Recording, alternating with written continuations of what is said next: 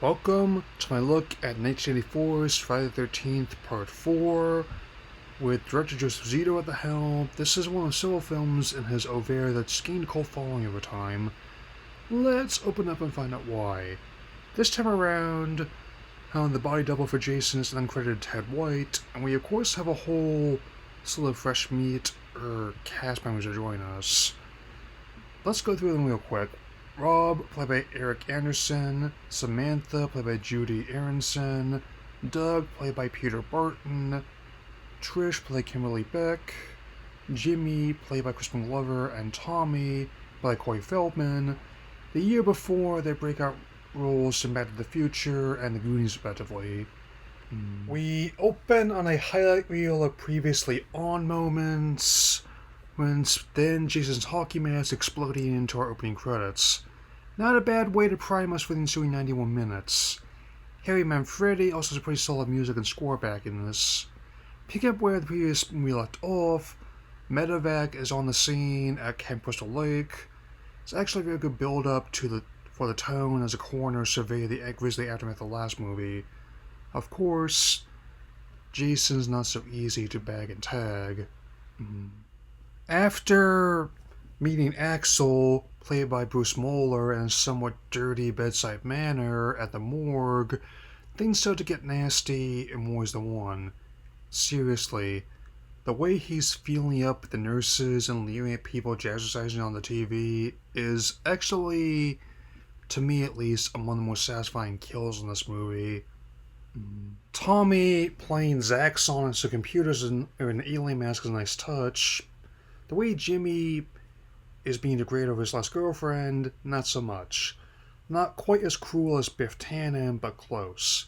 The computer saying he's a dead man is true, though not the reason they're suggesting the car ride to the cabin.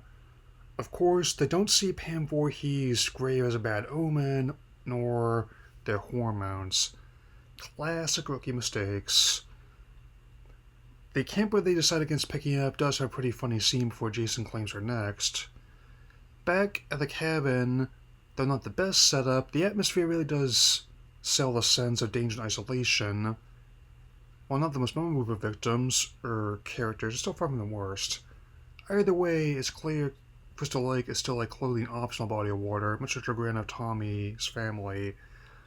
Tommy himself sure gets an eyeful.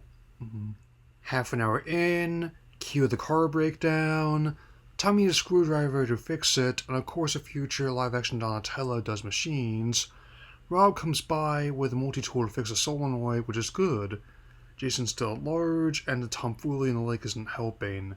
As usual, Tom Savini's makeup and practical effects work is top tier, and Joao Fernandez does a great job as director of photography. The teens drop like flies as time goes by, and this is actually not that different than the pace in the first film.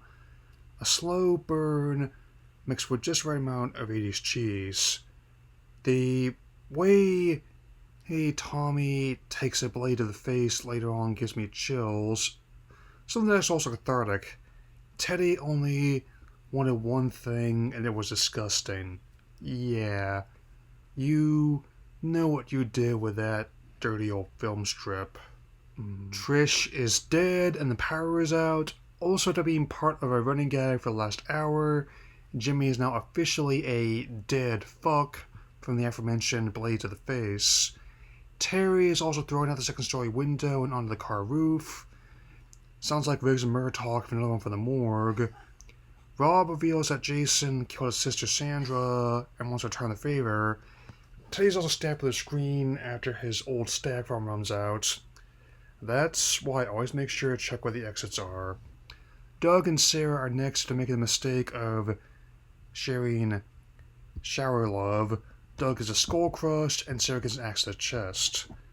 The phone lines are disabled and Rob and Sam are the last ones standing.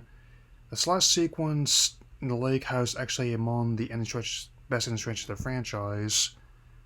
A three-way cat-and-mouse game with the last 20 minutes of runtime. Keeping Tommy safe is another layer of urgency added on top. It's ultimately with Tommy's help and makeup job. I see what you did there. They can defeat Jason with a jab in the eye and a few extra to the torso just to be safe.